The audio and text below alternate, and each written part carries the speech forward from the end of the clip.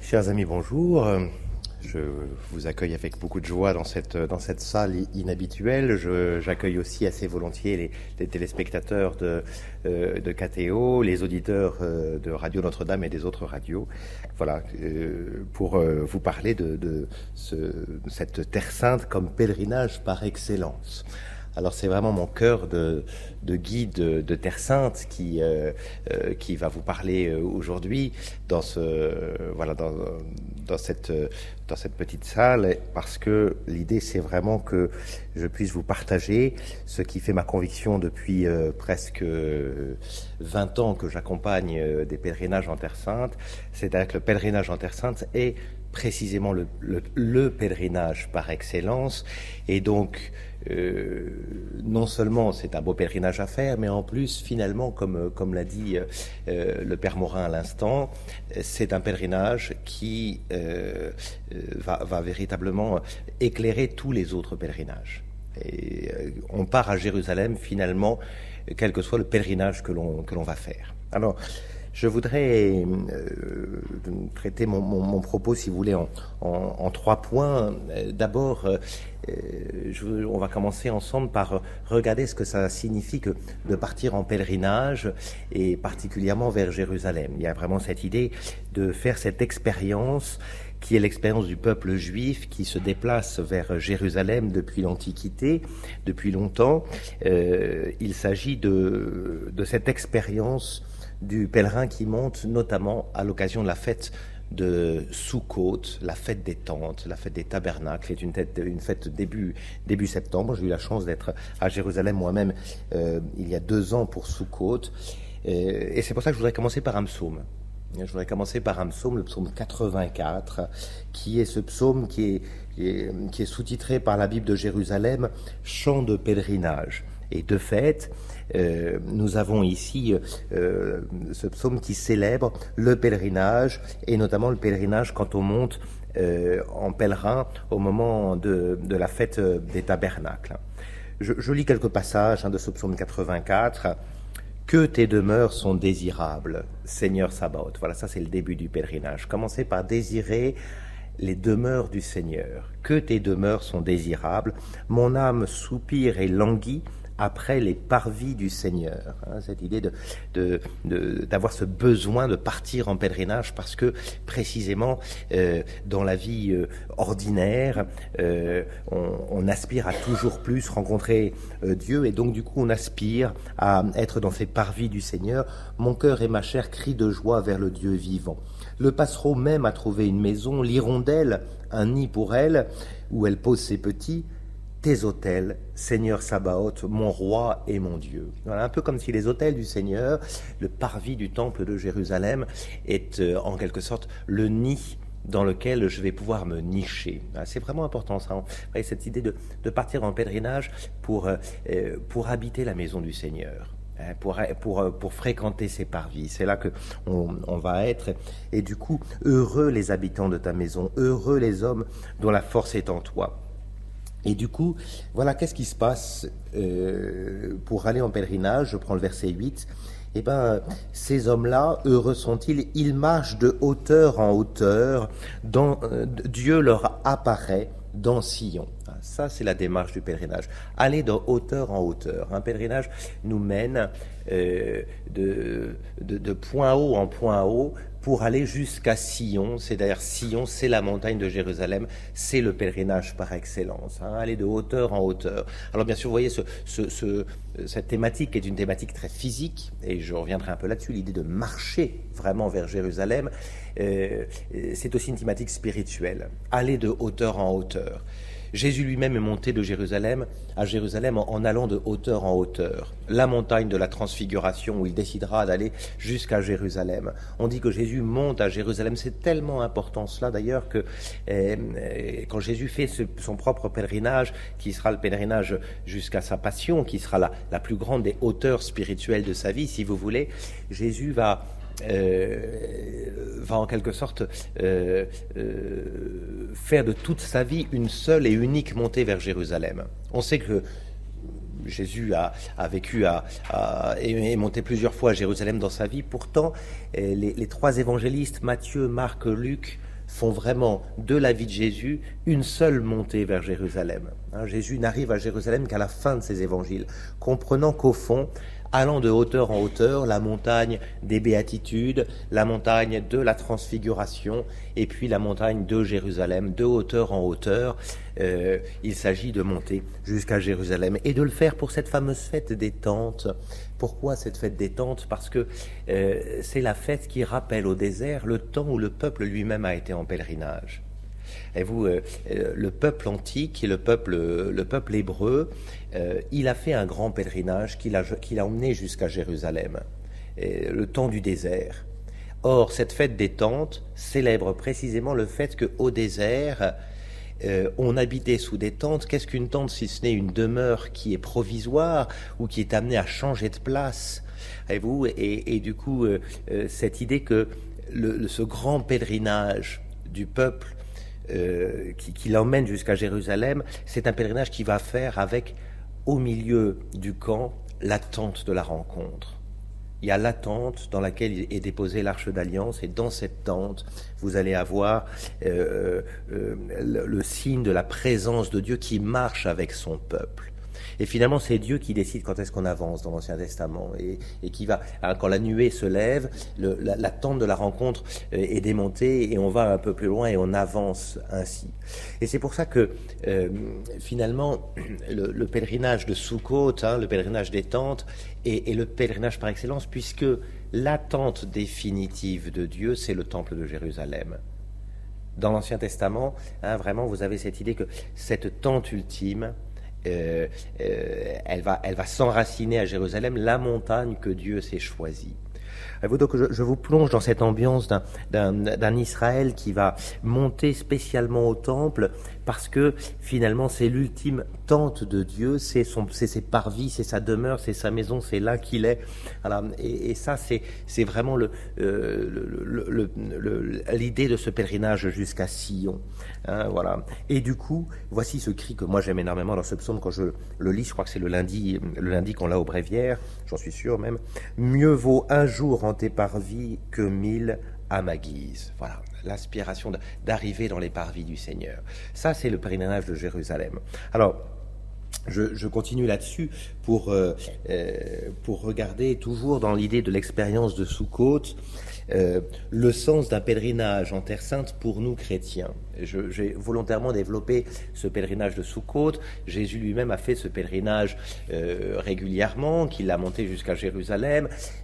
L'idée d'aller être vu du Seigneur, rencontrer le Seigneur en pèlerinage. Pourquoi nous, chrétiens, avons-nous besoin de pèlerinage?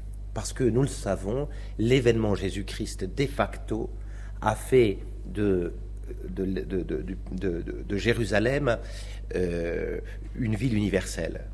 J'entends par là ce que Jésus a fait à Jérusalem, il l'a rendu accessible à tous sans avoir besoin de se rendre à Jérusalem. Autant dans l'Ancienne Alliance, il fallait aller à Jérusalem pour offrir des sacrifices, il fallait aller à Jérusalem pour rencontrer Dieu, Jérusalem était le seul lieu de culte du peuple hébreu, autant Jésus lui-même a fait par l'institution sacramentelle de l'Église, a fait qu'il n'y avait plus besoin de monter à Jérusalem, puisqu'on avait sa présence ailleurs qu'à Jérusalem, et notamment dans le corps et le sang eucharistique. Et du coup, vous le voyez, la vraie question, c'est la question de la raison pour laquelle un chrétien a à se rendre à Jérusalem. Il a Jésus partout. Pourquoi aller à Jérusalem? Les églises sont la multiplication des temples de Jérusalem, en quelque sorte, voyez-vous. Et donc, si j'ai une église à côté, pourquoi partir en pèlerinage? Et du coup, ça nous oblige à réfléchir un peu à ça. D'abord au fait qu'effectivement, un pèlerinage n'est pas une obligation pour un chrétien, comme le serait la Mecque pour un musulman. Il n'y a pas de pèlerinage qui soit requis ou demandé. Il y a pas, le chrétien ne doit pas avoir été à Jérusalem. Il peut mourir sans avoir été à Jérusalem. On sait combien Saint Ignace de Loyola a aspiré à aller à Jérusalem sans pouvoir jamais y monter. Voilà, et ça n'a rien enlevé à sa sainteté. D'accord ? Donc, vous avez cette idée. Alors, pourquoi est-il bon pour nous de monter à Jérusalem si ça n'est pas nécessaire et si ça n'est pas obligatoire ? Eh bien, voyez-vous, au fond, la vraie richesse du pèlerinage à Jérusalem, c'est de mettre nos pas très concrètement, précisément, dans les pas du peuple de l'Ancienne Alliance. On aurait tendance, comme chrétiens, trop souvent, bien souvent, à comme évacuer l'Ancien Testament, puisque le Nouveau Testament est là, puisque nous avons la présence divine partout sur cette terre.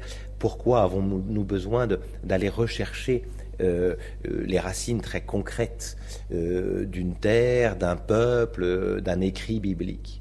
Et du coup, vous le voyez, pour nous chrétiens, qu'est-ce que ça signifie ? Ça signifie qu'au fond, nous mettons, nous pèlerins d'aujourd'hui, nos pas dans la foulée de ces grands pèlerinages bibliques, précisément parce que nous sommes, nous aussi, de l'Ancien Testament. Voyez-vous, certes, Jésus est déjà arrivé pour un chrétien, et en même temps, il est toujours à rechercher. Nous sommes toujours en marche vers Jésus. Et en quelque sorte, nous trouvons dans les personnages de l'Ancien Testament qui montent vers Jérusalem, que ce soit Moïse qui monte vers Jérusalem même s'il n'atteindra jamais, que ce soit David qui va faire monter l'arche d'alliance à Jérusalem, que ce soit les prophètes qui ont été jusqu'à Jérusalem, même s'ils n'étaient pas de cette région-là. Et, vous voyez, il y a vraiment cette idée que nous allons prendre ces personnages comme des compagnons de route. Et quand on est là-bas, très concrètement, physiquement, nous marchons avec des personnages qui, comme nous, sont anachroniques par rapport au mystère de Jésus. Le mystère de Jésus, c'est les années 20-30 de notre ère. Il y a eu des gens avant, il y a des gens après, nous sommes après.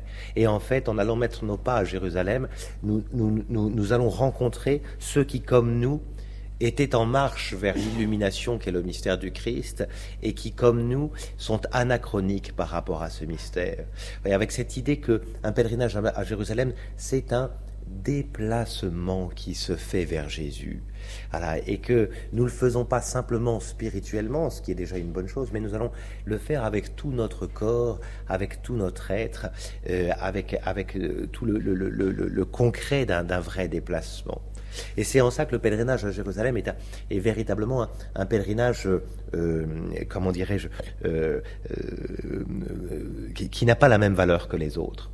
Précisément parce qu'il nous plonge dans nos racines bibliques et que l'on veuille ou non, la parole de Dieu présente dans la Bible est d'une valeur supérieure à la valeur de n'importe quel voyant ayant rencontré, ayant vu soit le Christ, soit la Vierge Marie et qui a demandé à ce qu'on vienne en pèlerinage.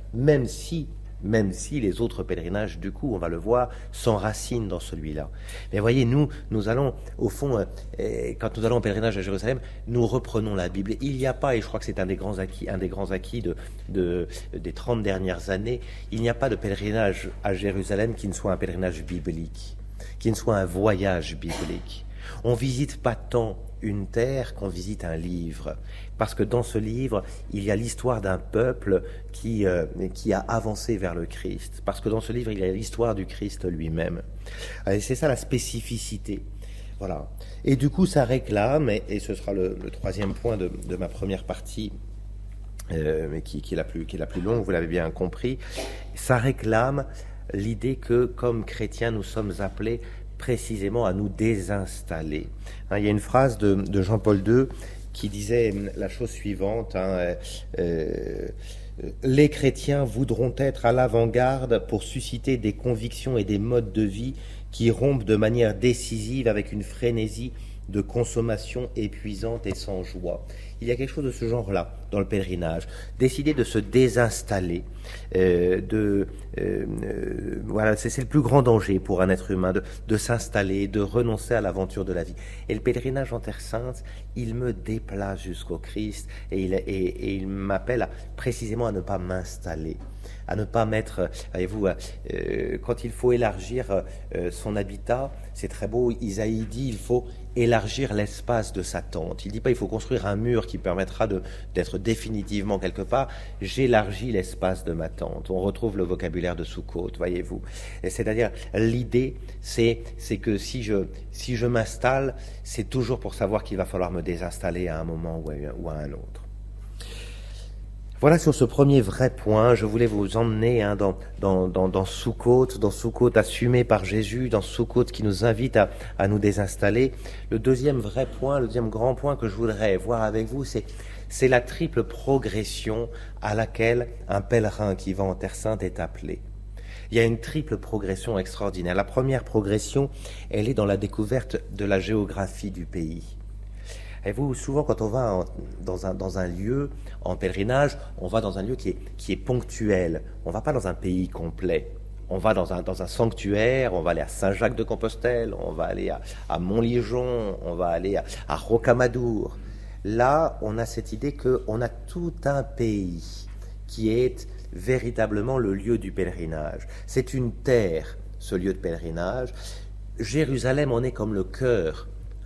L'Arche d'Alliance est le cœur du temple, le temple c'est le cœur de Jérusalem, Jérusalem c'est le cœur de la terre promise, et la terre promise est le centre du monde. On va au centre finalement, voyez-vous. Mais le lieu de Jérusalem est tellement dense et si difficile d'ailleurs spirituellement à comprendre qu'en fait il faut pour l'atteindre commencer par tourner autour. Comme si ce lieu d'une telle densité se réfractait, se diffusait dans la multitude des lieux qui sont autour et qui sont en Terre Sainte. Et du coup, la géographie même de la Terre Sainte, elle est itinéraire spirituel. Bien souvent, les groupes commencent par le sud. On a sur un même territoire à la fois ce sud désertique, l'endroit le plus bas du monde, la mer Morte, une mer dans laquelle on ne peut entrer et qui signifie bien ce qu'elle signifie. Et il suffit de monter quelques kilomètres pour se retrouver sur les neiges du mont Hermon qui sont encore là en mai ou en juin parce que ça monte à 3000 mètres. Le Jourdain qui descend de là, la mer Méditerranée qui ouvre sous le monde occidental et c'est de ces arrêts maritimes que Paul partira pour l'Occident.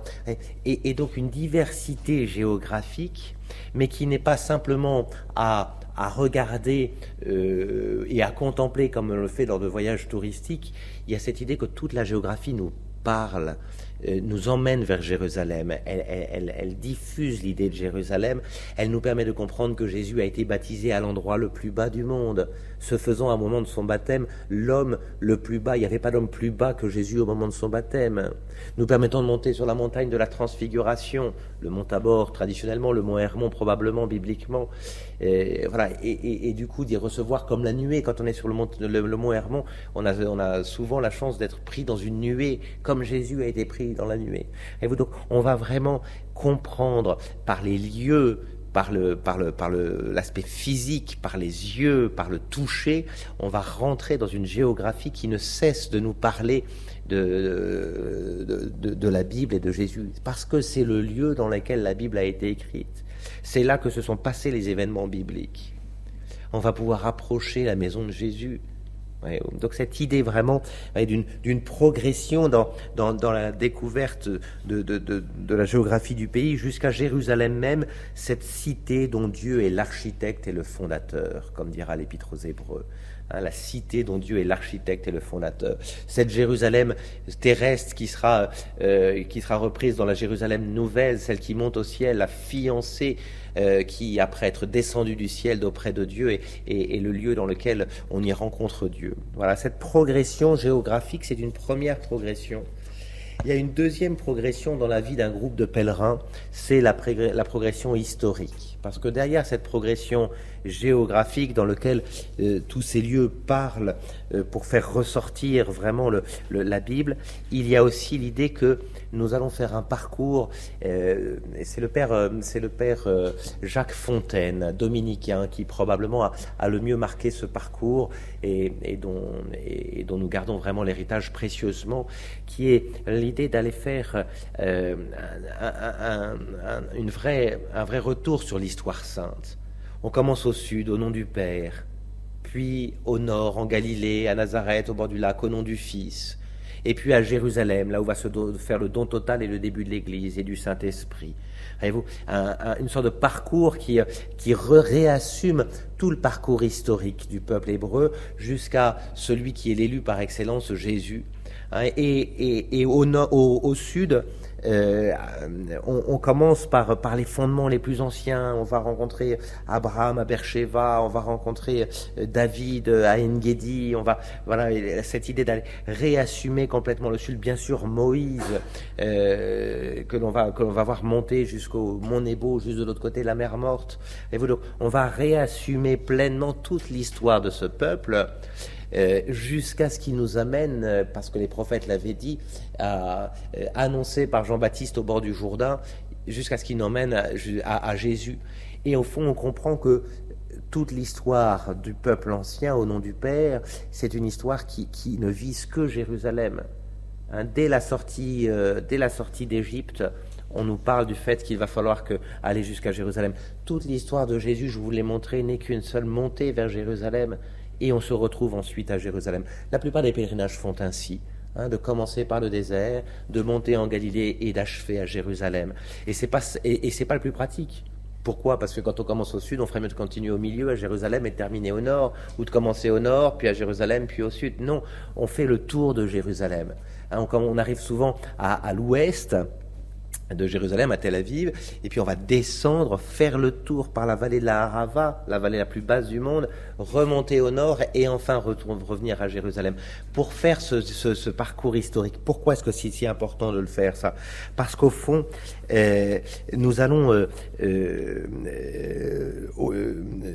comprendre que notre vie chrétienne, c'est une vie qui est marquée dans l'histoire très profondément, et que l'histoire sainte devient notre propre histoire.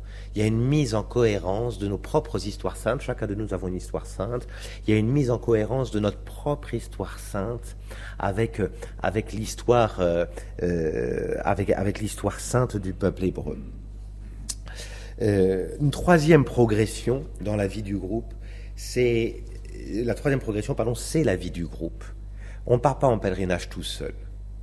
On part en pèlerinage en communauté. Il y a une dimension profondément ecclésiale dans le pèlerinage, et le pèlerinage en Terre Sainte déploie ça de façon extraordinaire. Bien souvent, on me demande comme guide de guider des groupes qui se seraient constitués familialement ou autour d'une association, voilà.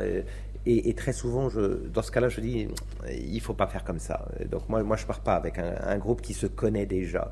Parce qu'au fond, l'idée, c'est précisément que là-bas, il va y avoir des rencontres qui vont se faire. Finalement, la plus belle chose qui se passe pendant un pèlerinage, et le plus beau paysage, c'est ce que disait le Père Fontaine, ce sont les visages que les uns et les autres s'offrent mutuellement. Vous voyez, la constitution de la vie d'un groupe. Et cette expérience qu'on va faire qu'autour de la parole de Dieu qui va être lue là-bas, puisque le pèlerinage, vous l'avez bien compris, consiste à aller reprendre la Bible, la relire la Bible sur le terrain, selon l'expression à nouveau du Père Fontaine, et voilà, de reprendre cette Bible, d'en faire un compagnon de vie. Il va y avoir une parole qui va s'en dégager, et cette parole, elle va constituer une petite église, une communauté ecclésiale. Et dans le pèlerinage en Terre Sainte, il y a vraiment cette dimension qu'on trouve aussi dans d'autres pèlerinages, mais qu'on trouve particulièrement en se mettant ensemble à l'écoute de la parole de Dieu. La parole de Dieu fait son œuvre d'unité, de communauté, de communion. Et cette troisième progression, c'est peut-être la moins visible au départ, c'est pourtant celle qui frappe le plus les pèlerins de Terre Sainte, qui reviennent et qui gardent parfois pendant des années et des années, même si je me méfie toujours des anciens combattants et de l'esprit de l'ancien combattant, et qui gardent pendant des années et des années des amitiés qui sont plus solides quasiment que des amitiés d'enfance, hein, comme si on avait été rechercher une communion extrêmement profonde. Voilà, donc si je reprends un peu, et je suis sur le point d'achever, ma troisième partie est volontairement conclusive, hein, vous l'avez bien compris, se désinstaller avec l'expérience de Sukkot, faire une triple progression, et du coup, comment ce pèlerinage en Terre Sainte, ce qui est donc le pèlerinage par excellence, comment ce pèlerinage éclaire-t-il les autres pèlerinages? C'était la commande de ce que j'ai compris du Père Morin. Donc c'est bien, je prends les quelques instants qui me restent pour le dire. Vous l'avez bien compris, il ne s'agit pas de dévaloriser les autres pèlerinages. Il ne s'agit pas non plus de hiérarchiser les pèlerinages. Il s'agit véritablement de comprendre qu'à chaque fois qu'on part en pèlerinage, on part à Jérusalem, que tous les autres lieux de pèlerinage ont une facette de Jérusalem. C'est Jérusalem en puissance, si vous voulez. Hein, quand on va à Rocamadour, cette ville dans son rocher, hein, on monte à Jérusalem. Quand on va à Saint-Jacques de Compostelle, on monte à Jérusalem. Il y a toujours cette expérience du pèlerin qui se désinstalle pour aller à la rencontre de Dieu. Et de fait, nous, comme chrétiens, précisément, nous l'avons compris, Jérusalem, c'est comme déployé dans une multiplicité de sites. En Terre Sainte, on l'a vu, mais aussi ailleurs. Comme chrétiens, il n'y a pas besoin d'être à Jérusalem pour faire un pèlerinage. Mais ce qui est vrai, c'est que quel que soit le lieu où on fait un pèlerinage, on y vit ce qui s'y est vécu à Jérusalem, la rencontre d'un Dieu qui veut constituer son peuple autour d'un sanctuaire. Voyez-vous.